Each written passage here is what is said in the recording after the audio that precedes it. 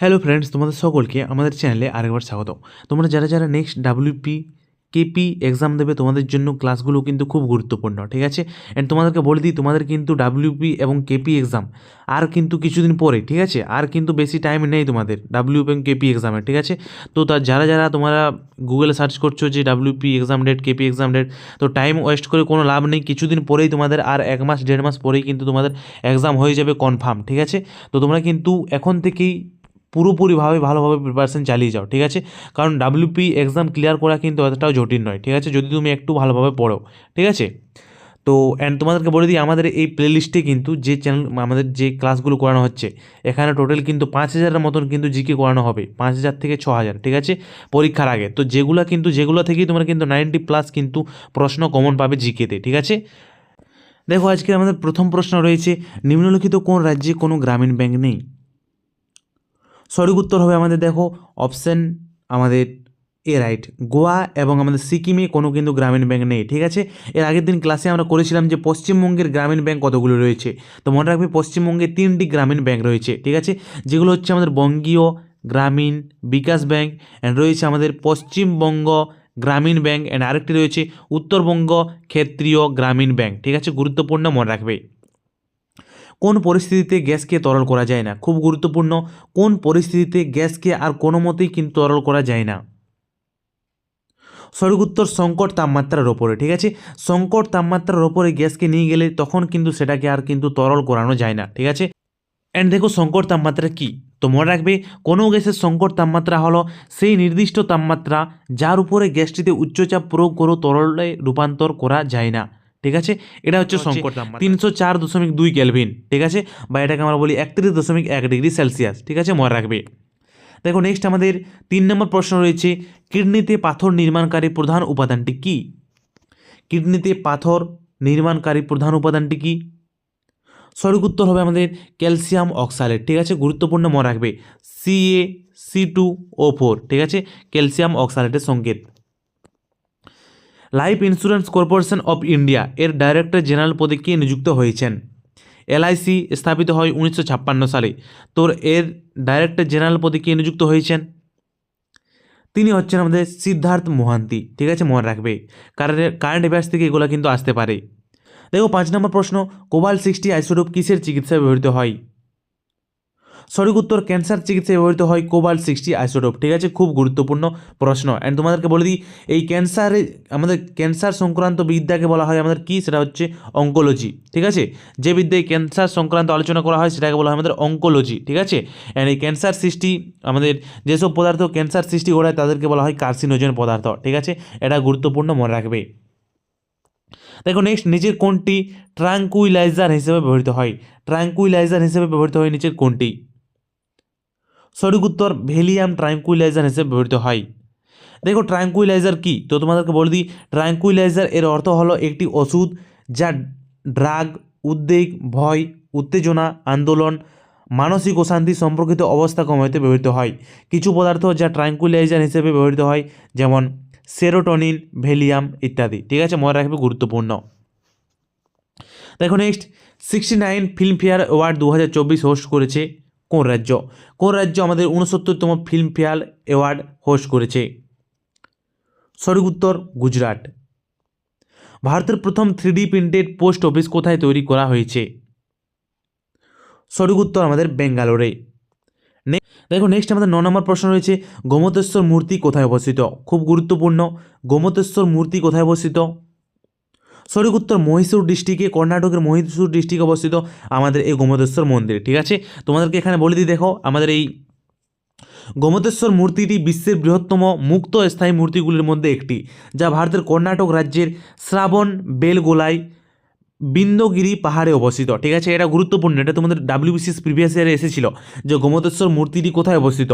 তো অপশানে ছিল আমাদের শ্রাবণ বেলগোলা, ঠিক আছে, তো এটাই কিন্তু সঠিক উত্তর, ঠিক আছে, শ্রাবণ বেলগোলায় অবস্থিত আমাদের গোমতেশ্বর মন্দির, ঠিক আছে। অ্যান্ড শ্রাবণ বেলগোলা হলো ভারতের কর্ণাটক রাজ্যের হাসান জেলার কাছে অবস্থিত একটি শহর, ঠিক আছে। তো তোমাদের যদি মহীশূর থাকে, মহীশূর উত্তর হবে, অ্যান্ড যদি হাসান ডিস্ট্রিক্ট থাকে, হাসান ডিস্ট্রিক্টও উত্তর হবে, ঠিক আছে। তোমাদের কর্ণাটকের মহীশূর ডিস্ট্রিক্ট এবং হাসান ডিস্ট্রিক্টের মাঝামাঝি স্থানে কিন্তু এই শ্রাবণ বেলা বেলাগোলা এটা কিন্তু অবস্থিত, মনে রাখবে।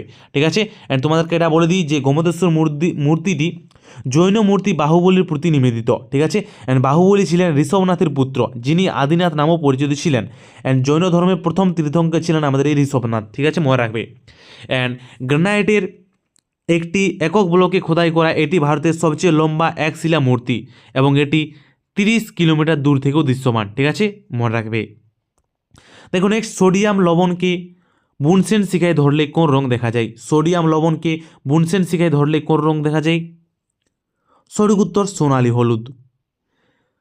Throw the broken glass an autobiography আত্মজীবনীমূলক বইটি কার লেখা? সঠিক উত্তর T.N. সেশন। ঠিক আছে, মনে রাখবে। মিতক্ষরা গ্রন্থটি কে লিখেছেন? সঠিক উত্তর বিজ্ঞানেশ্বর লিখেছেন মিতক্ষরা। স্মল ফিনান্স ব্যাংক কোন কমিটির সুপারিশ ক্রমে গঠিত হয়? সঠিক উত্তর নচিকেত মোর কমিটি। ঠিক আছে, দেখো আজকের প্রশ্নগুলো তুলনামূলক একটু হাই লেভেল রয়েছে। ঠিক আছে, তো তোমাদের যদি প্রশ্নগুলো একটু অসুবিধা হয় তো তাতে কোনো প্রবলেম নয়। ঠিক আছে, কারণ আজকের প্রশ্নগুলো কিন্তু লেভেলটা একটু হাই রয়েছে। ঠিক আছে, কোন আইনকে ব্ল্যাক বিল বলা হতো? ব্ল্যাক বিল বলা হতো কোন আইনকে? সঠিক উত্তর রওলাট অ্যাক্টকে বলা হতো ব্ল্যাক বিল। ঠিক আছে, মনে রাখবে, গুরুত্বপূর্ণ। কল্পসূত্র গ্রন্থের লেখক কে? সঠিক উত্তর হবে আমাদের ভদ্রবাহু। ভদ্রবাহু হচ্ছে কল্পসূত্র গল্পের লেখক। ঠিক আছে, নেক্সট, অঙ্গামী উপজাতিদের কোথায় দেখা যায়? অঙ্গামী উপজাতিদের কোথায় দেখা যায়? খুব গুরুত্বপূর্ণ প্রশ্ন।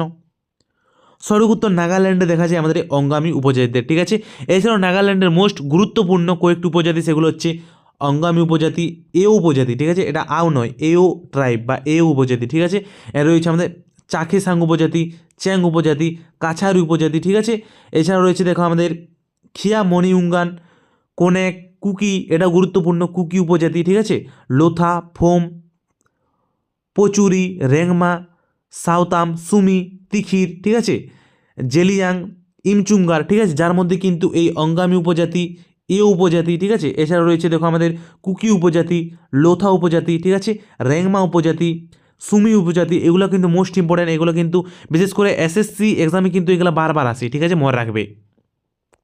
দেখো নেক্সট, ইসিজি কি রেকর্ড করে? ইসিজি কি রেকর্ড করে? ডাব্লিউবিসিএস এর প্রিভিয়াস ইয়ারের প্রশ্ন।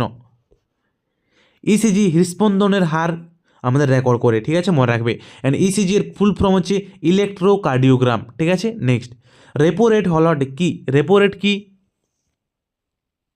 সঠিক উত্তর যে সুদের হারে ভারতের রিজার্ভ ব্যাংক বাণিজ্যিক ব্যাংকগুলিকে স্বল্প মেয়াদী ঋণ দেয়, সেটা হচ্ছে আমাদের রেপো রেট। ঠিক আছে, মনে রাখবে। ব্রাজিলের প্রেসিডেন্ট পদে কে নিযুক্ত আছেন? সঠিক উত্তর Lula da Silva. Lula da Silva ব্রাজিলের প্রেসিডেন্ট পদে নিযুক্ত আছেন। এবি গ্রুপের রক্তে ড্যাশ, এবি গ্রুপের রক্তে কি থাকে না? সঠিক উত্তর আমাদের অ্যান্টিবডি থাকে না। ঠিক আছে, এবি গ্রুপের রক্তকে বলা হয় সার্বজনীন গ্রাহিতা। ঠিক আছে, মনে রাখবে, খুব গুরুত্বপূর্ণ।